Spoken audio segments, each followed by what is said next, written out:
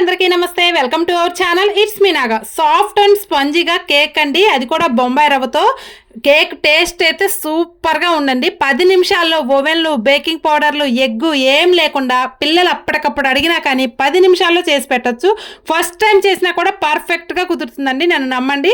అది కూడా ఇంట్లో ఉన్న వాటితోటే బొంబాయి రవ్వ, పాలు, పంచదార, ఇంకా మీకు నెయ్యి అందరూ ఉండేదే, అది కూడా 2-3 స్పూన్లే పడుతుంది, ఎక్కువేం పట్టదు. చాలా సింపుల్ అండ్ టేస్టీగా చేసుకోవచ్చు. ఇంకెందుకు ఆలస్యం, రెసిపీలోకి అయితే వెళ్ళిపోదాం. ముందుగా స్టవ్ మీద ఒక కళాయి పెట్టుకొని అందులో ఒక 2 స్పూన్ల దాకా నెయ్యి వేసుకోండి. ఇది నెయ్యి బొంబాయి రవ్వను వేయించుకోవటానికి అనమాట. ఇలా బొంబాయి రవ్వ నెయ్యిలో వేయించుకోవటం వల్ల కేక్ టేస్ట్ చాలా బాగుంటుందండి. తింటుంటే కూడా నెయ్యి ఫ్లేవర్ బాగా తగులుతుందనమాట. ఇలా నెయ్యి మెల్ట్ అయిన తర్వాత ఇందులోకి 1 కప్పు దాకా బొంబాయి రవ్వ తీసుకోండి. క్లీన్ చేసుకొని 1 కప్పు బొంబాయి రవ్వ తీసుకోండి. అన్నీ కూడా ఇంట్లో ఉండే ఐటమ్సేనండి, చాలా సింపుల్గా చేసేసుకోవచ్చు. పిల్లలకి ఇప్పుడు సమ్మర్ కదా, పిల్లలు ఊరికే స్వీట్ అంటారు, ఐస్ క్రీమ్లు అంటారు, ఏదో ఒకటి స్నాక్స్ అయితే అడుగుతూనే ఉంటారు స్నాక్స్. కాబట్టి ఇలా సింపుల్ ఐటమ్స్ 10 మినిట్స్లో అయిపోయి చేస్తే వాళ్ళకి సాటిస్ఫాక్షన్గా ఉంటుంది, మనము చేసిన వాళ్ళం అవుతాం కదా.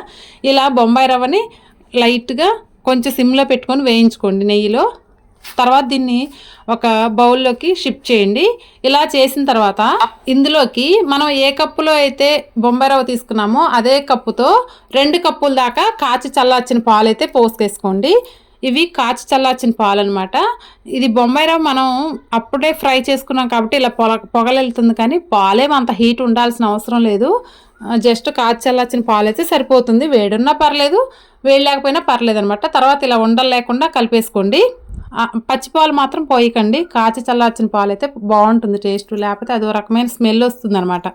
కాబట్టి కాచి చల్లార్చిన పాలు పోసి ఇలా ఉండలు లేకుండా, అది రవ్వ వేయించాం కదా, మనం పాలు పోయగానే ఉండలు కట్టేస్తూ ఉంటుంది. స్టవ్ మీద ఏం లేదు, జస్ట్ బౌల్లోనే ఉంది. మీరు అలా ఉండలు లేకుండా కలిపేసుకోండి. తర్వాత ఆ గిన్నెను పక్కకు పెట్టేసి ఈలోపు ఒక స్టవ్ మీద ఒక కళాయి పెట్టేసుకొని ఇందులో 1 స్పూన్ ఆర్ 2 స్పూన్లు నెయ్యి వేసుకోండి.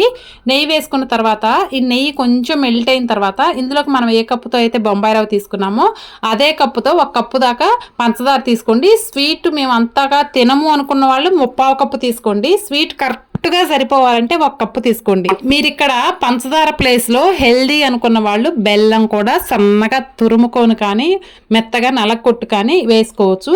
ఇందులో మీరు 1 డ్రాప్ కూడా వాటర్ వేయొద్దు. ఆ నెయ్యిలోనే స్టవ్ సిమ్లో పెట్టుకొని, హైలో అస్సలు పెట్టుకోకండి, స్టవ్ సిమ్లో పెట్టుకొని మనం కలుపుతూ ఉంటే చక్కగా కరిగి క్యారమెల్ లాగా అవుతుందన్నమాట.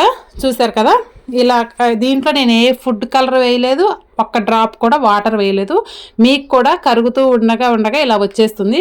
ఇలా కరిగిన తర్వాత ఇప్పుడు మనం పాలల్లో ఈ బొంబాయి రవ్వ వేసాం కదా వేయించుకుంది, అలా పాలన్నీ పీల్చుకొని కూడా ఇలా టైట్ అయిపోతుంది. ఎక్కువసేపు ఏమక్కర్లేదు, పంచదార కరిగేలోపే అలా టైట్ అయిపోతుంది.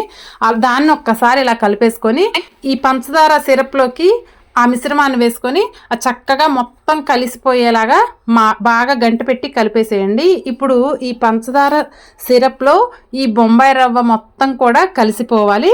అలాగే 1 ఉడుకు వస్తే సరిపోతుంది. స్టవ్ మాత్రం ఈ ప్రాసెస్ మొత్తం కూడా మరీ తగ్గించి కాదు, అలా కానీ హైలో కాదు, సిమ్లో పెట్టుకొని చేసుకోండి. చాలా చక్కగా ఉంటుంది. మీరు హైలో మాత్రం పెడితే రెసిపీ అంతా కూడా అదో రకమైనగా ఉంటుంది. కాబట్టి సిమ్లో, మీడియంలో పెట్టుకొని ఇదంతా కుక్ చేసుకోండి. చూసారు కదా, ఇది బాగా కుక్ అయ్యి చక్కగా దగ్గర పడుతుంది. ఇలా దగ్గర పడ్డ తర్వాత దీంట్లో మంచి ఫ్లేవర్ కోసం ఇలాచీ పౌడర్ వేసుకోండి. నాకు ఇలా ఇలాచీ తగులుతుంటేనే ఫ్లేవర్ చాలా బాగుంటుంది. మీరు ఆ ఇలాచీని కొంచెం పంచదార వేసుకొని మిక్సీ పట్టేసుకొని ఆ పౌడర్ వేసేసుకోవచ్చు. అలాగే 2 స్పూన్ల దాకా లేదా 1 స్పూన్ నెయ్యి వేసుకొని ఇదంతా కూడా మెల్ట్ అయ్యేదాకా, అంటే కరిగి శుభ్రంగా ఇలాచీ పౌడరు అలాగే ఈ నెయ్యి ఫ్లేవరు 2 కూడా ఆ రవ్వకు పట్టేలాగా మళ్ళొక్కసారి కలుపుకుంటుంటే ప్యాన్ నుంచి సపరేట్ అయ్యి కొంచెం ఉడికి దగ్గర పడ్డదాకా అలా ఒకసారి కలుపుకుంటే సాఫ్ట్గా చాలా బాగుంటుందండి. మళ్ళీ చెప్తున్నాను, మీరు ఇది మాత్రం హైలో చేయకండి, స్టవ్ మీడియం సిమ్లో పెట్టేసుకొని చేసుకోండి. టేస్ట్ చాలా బాగుంటుంది. చూసారు కదా, కలర్ కూడా చేంజ్ అయింది. మనం పంచదార కరిగిచ్చేటప్పుడే కలర్ చేంజ్ అవుతుంది. తర్వాత నేను వేరే బౌల్లో నెయ్యి అప్లై చేసుకొని అడుగున బాదం పప్పుతోటి గార్నిష్ చేసుకున్నాను. దాంట్లోకి ఇప్పుడు మనం దగ్గర పడ్డ మిశ్రమాన్ని దీంట్లో వేసేసుకొని చక్కగా మొత్తం మీ కేక్ మోల్డ్ ఉంటే కేక్ మోల్డ్లో ఏదైనా వేసుకోండి. నాకు స్టీల్ బాక్స్ సేమ్ ఆ షేప్లోనే ఉంటుంది, దాంట్లో వేసేసుకున్నాను. తర్వాత దీన్ని చక్కగా మొత్తం మొత్తం పెట్టేసిన తర్వాత అదే స్పూన్ తోటి మీరు ఇలా ప్రెస్ చేయండి. గ్యాప్స్ లేకుండా ప్రెస్ చేస్తే చక్కగా సెట్ అవుతుందన్నమాట. చూసారు కదా, ఇలా నేను వీడియోలో చూపిస్తున్నట్టుగా అదే స్పూన్ తోటి మీరు ఇలా ప్రెస్ చేసి దీన్ని పూర్తిగా చల్లారనివ్వండి. ఎంత ఒక 5 or 10 minutesలో పూర్తిగా చల్లారిపోతుంది. ఇలా చల్లారిపోయిన మిశ్రమాన్ని వేరే ప్లేట్లోకి షిఫ్ట్ చేయండి. ఇలా షిఫ్ట్ చేస్తే అంతే. చూసారు కదా, సాఫ్ట్గా టేస్టీగా 10 or 15 minutesలో మాట్లాడుతూ ఉండగానే పిల్లలతో మాట్లాడుతుంటేనే 5 minutesలో చేసేసుకోవచ్చు అండి. చాలా సింపుల్గా చేసుకోవచ్చు. ఇది ఇంట్లో అందరికీ కూడా తలా ఒక పీస్ వచ్చేసింది. చూసారు కదా, దీంట్లో ఇంగ్రీడియంట్స్ కూడా 3 ఇంగ్రీడియంట్స్, పాలు, పంచదార, బొంబాయి రవ్వ 3. చూసారు కదా, చాలా సింపుల్గా చేసేసుకోవచ్చు. టేస్ట్ కూడా చాలా బాగుందండి. ఫస్ట్ టైం చేసే వాళ్ళకి కూడా చాలా పర్ఫెక్ట్గా కుదురుతుంది. అందరూ తప్పకుండా ట్రై చేయండి. ఇదండి ఈరోజు రెసిపీ. ఈ రెసిపీ మీకు నచ్చితే లైక్ చేయండి, ఎలా ఉందో కామెంట్ చేయండి. Thank you for watching.